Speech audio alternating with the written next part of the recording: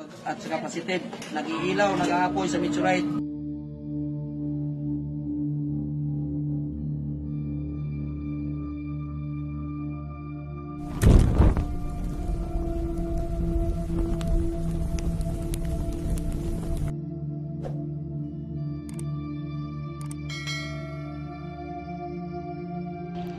Magandang araw mga ka-horror at welcome back nga palang muli sa aking channel. Nandito na naman nga pala tayo sa bagong episode ng Kwentong Agimat. Sa video nga palang ito mga ka-horror ay ang pag-uusapan natin ay ang meteorite stone. Meron kasi akong nakitang video sa Facebook at ito ay naka-upload on sa page ng Antingeros ng Mindanao. At doon nga ay may naka-upload siya na video patungkol sa meteorite stone na kung saan ito ay binebenta niya. Actually meron siyang isang malaking bloke ng meteorite stone at ito ay pinutol-putol niya sa isang hugis sa pendant na bato at ito ay binebenta niya.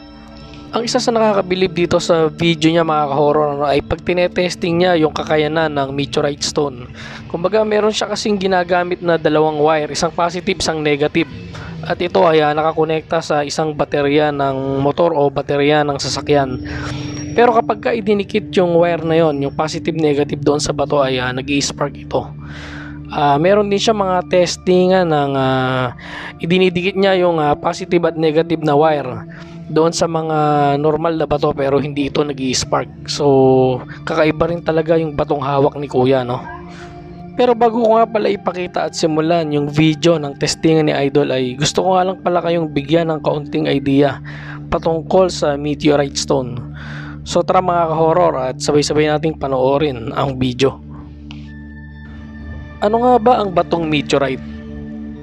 Ang batong meteorite o stony meteorite ay ang pinakaraniwang klase ng meteorite na matatagpuan sa mundo. Gawa ito sa silicate minerals tulad ng olivine at pyroxene.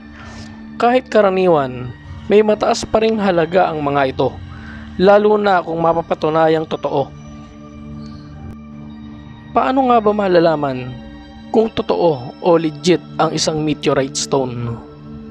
Number 1, mabigat ito para sa sukat nito. Number 2, may magnetic pull o dumidikit sa magnet dahil may iron content ito. Number 3, may fusion crust. Ang balat nito ay pangkaraniwang may itim o brown na parang nasunog. Number 4, hindi ito kumikinang na tulad ng kristal, gaya ng quartz. Number 5, wala itong bula, hindi gaya ng bato na nagmula sa bulkan na may butas-butas. Pagdating naman sa presyo ay hindi rin matatawaran ang halaga ng isang meteorite stone na legit at totoo. At narito nga ang presyo at halaga ng isang meteorite stone na nakabase sa uri nito. Number 1, stony meteorite. Ito ay nagkakahalaga ng 50 pesos to 500 pesos per gram. Nandyan din yung iron meteorite na nagkakahalaga ng 100 to 1,000 per gram.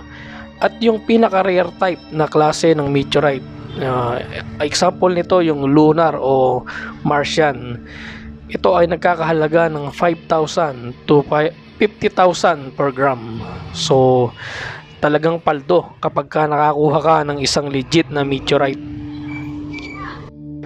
May paalala naman ang ilang eksperto sa mga nagnanais na bumili ng meteorite stone dahil naglipa na ang peking meteorite stone sa merkado. Siguraduhin na mayroong authentication mula sa mga eksperto o laboratorio ang inyong mabibiling meteorite stone. At ang pagbebenta ng meteorite stone ay may regulasyon sa ibang bansa. Kaya dapat siguraduhin legal kung mag-e-export o mag-i-import ng ganitong klase ng bato. At ngayon nga mga ka-horror ay dadako na tayo sa isang testingan na ginawa ng isang antingero na taga Mindanao na kung saan sinasabi niya na ang kanyang ibinebentang meteorite stone ay legit at totoo. So tara mga ka-horror at sabay-sabay nating panoorin ang video. at saka positive. Nag-iilaw, nag-aapoy sa meteorite. So dito nga no, mga ka-horror ay mapapansin natin na meron nga siyang hawak na wire at isang positive at negative yung wire na hawak niya, na ito ay nakakonekta ron sa baterya. At pagka nga ikiniskis niya yung wire doon sa sinasabi niyang meteorite stone ay talagang nag-i-spark ito. Idol, meteorite pindan, tagliliyab, nagkumukurinte oh. Lakas oh, nag-spark, nag-aapoy. Sa video naman na ito mga ka-horror ay tinetesting ni Idol yung maliliit na piraso na kinuha niya doon sa malaking bloke ng meteorite stone na sinasabi niya, at ganoon pa rin, nag-i-spark pa rin ito. So talagang matindi yung meteorite stone ni Idol. So dito mga ka-horror ay pinapakita ni Idol yung mga kanyang hiniwa na piraso na nagmula doon sa malaking tipak ng meteorite stone na sinasabi niya. Kung ikukumpara natin ito doon sa mga picture na nasa Google o nasa internet ay halos kahalin tulad niya ito. At isa pa yung pag-spark nung kuryente doon sa bato ay posible dahil sabi nga doon sa meteorite stone ay meron itong katangian na dumidikit yung magnet. So ibig sabihin ito ay talagang may content ng metal, kaya nag-i-spark yung wire dito na nakakonekta sa baterya. So para malaman natin kung talagang totoo ba o legit itong meteorite stone na sinasabi ni Kuya ay dapat ipasuri natin ito, at siguradong napakalaking halaga nito kapag ka napatunayan ni Idol na ito ay legit.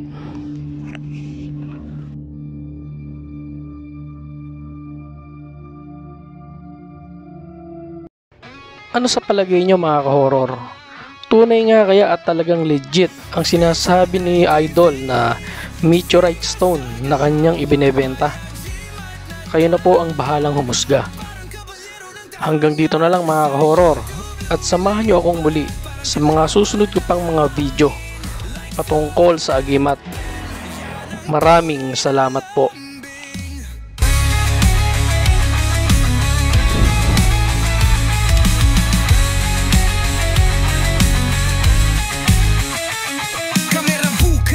Simula na ang eksena, bawat content astig, walang kahambing sa galaw na. Agimat sa puso, lakas ay natural, di basta-basta, legit na viral.